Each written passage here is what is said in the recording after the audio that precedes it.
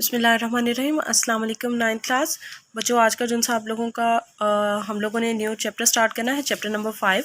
और ये जो बेसिकली चैप्टर है ये हमारे पास है ग्रेविटेशन से रिलेटेड। इस चैप्टर में हम लोगों ने बेसिकली डिस्कस करना है कि ग्रेविटी क्या चीज़ होती है और ग्रेविटेशन क्या है, फोर्स ऑफ ग्रेविटेशन क्या है, कि किस तरह कोई भी चीज़ किसी दूसरे जिस्म को अपनी तरफ किस फोर्स के तहत खींचता है, उसको जब कोई भी जिस्म दूसरे जिस्म को अपनी तरफ अट्रैक्ट कर रहा होता है तो उसको किस फोर्स का नाम दिया जाता है। ठीक है, अब हम लोग अपनी स्टडी स्टार्ट करते हैं। सबसे पहले आप लोग देखें, the first man who came up with the idea of gravity was Isaac Newton. Isaac Newton पहला शख्स था जिसने ग्रेविटी का तस्वुर पेश किया। इसने बेसिकली किया क्या था कि एक शाम ये बैठा हुआ था तो उसके जहन में ये चीज़ आई कि किस तरह जो सियारे हैं वो सूरज के गिर्द मूव करते हैं, कौन सी कशिश है जिसकी वजह से सियारे सूरज के गिर्द कशिश मूव करने पर मजबूर हो जाते हैं। तो अचानक से ऐसे हुआ कि जिस जगह वो बैठा था उसके सामने दरख्त से एक सेब नीचे ज़मीन की तरफ गिरा और उस वक़्त उसके जहन में जो सी चीज़ आई वो ये आई कि ज़मीन के अंदर कोई ऐसी अट्रैक्शन की पार मौजूद है जिसकी मदद से वो तमाम अजसाम को अपनी तरफ खींच लेती है। और उसने आगे जाकर उस फोर्स को फोर्स ऑफ ग्रेविटेशन का नाम दिया।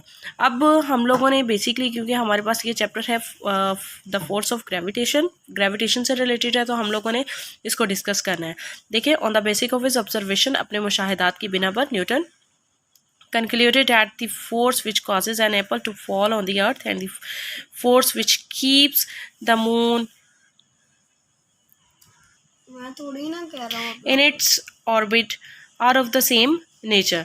इसने हमें बताया कि वो क्या वजह थी जिसकी वजह से जो सेब है वो नीचे ज़मीन की तरफ गिरता है, और वो कौन सी फोर्स है जो चांद को अपने मदार में गर्दिश करने पर मजबूर करती है। ही फर्दर कंक्लूडेड, उसने मज़ीद नताइज अखज़ किए, that there is exist a force due to which every body of the universe attracts every other body, के कायनात में ऐसी फोर्स मौजूद है जो हर दूसरे जिस्म को अपनी तरफ खींच रही है।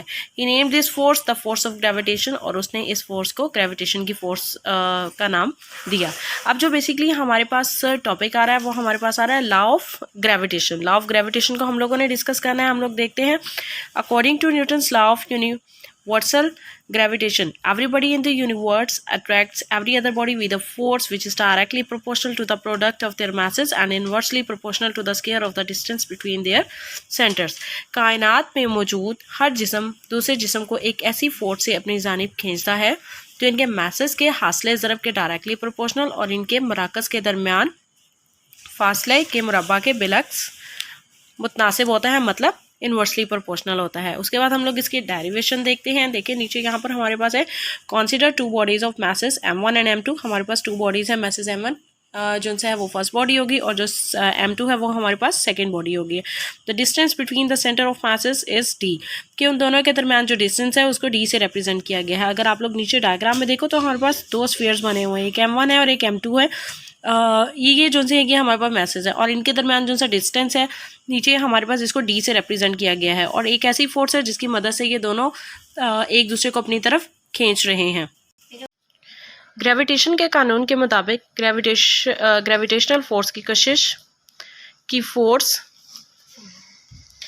F, जिससे वो d फासला पर पड़े हुए दो मैसेज m1 और m2 को अपनी जानिब खींचती है इस तरह। अब नीचे आप लोग डेरिवेशन में देखें, जो हमें दे दिया गया है कि force is directly proportional to m1 m2, मतलब जितनी ज़्यादा फोर्स मैसेज के अकॉर्डिंग ही फोर्स होगी हमारे पास, और जितना ज़्यादा डिस्टेंस पड़ेगा उतनी ही हमारे पास फोर्स ऑफ अट्रैक्शन जो है वो कम होती जाएगी। अगर डिस्टेंस कम होगा तो फोर्स ऑफ अट्रैक्शन ज़्यादा होगी, इसीलिए हम लोगों ने इन्वर्सली प्रोपोर्शनल का जिक्र किया है। अब आप लोगों को पता है कि हमारे पास यहाँ पर इन दोनों इक्वेशन में अगर हम लोग देखते हैं तो हमारे पास f जो है वो कॉमन है। हम लोगों ने नीचे क्या किया, f proportional to m1 m2 over d square.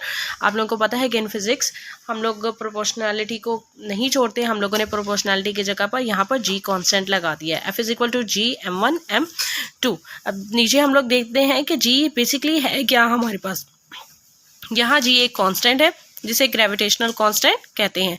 ऐसा यूनिट में इसकी कीमत 6.673 इंटू 10⁻⁻11 न्यूटन मीटर स्क्वायर पर किलोग्राम स्क्वायर है, और ये हर जगह मौजूद होती है जी की कीमत इंतहाई कम होने की वजह से हमारे इतराफ़ में मौजूद अजसाम के दरमियान कशिश की ग्रेविटेशनल फोर्स इंतहाई कम होती है, जिसे हम महसूस नहीं कर सकते। क्योंकि ज़मीन का मास बहुत ज़्यादा है, इसीलिए ज़मीन अजसाम को बड़ी वाज़ेह फोर्स से अपनी जानिब खींचती है। लिहाजा ज़मीन पर किसी जिस्म का वज़न इस जिस्म और ज़मीन के दरमियान ग्रेविटेशनल फोर्स का नतीजा होती है। ये था आज का आप लोगों का टॉपिक। ओके बच्चों, अल्लाह हाफिज़।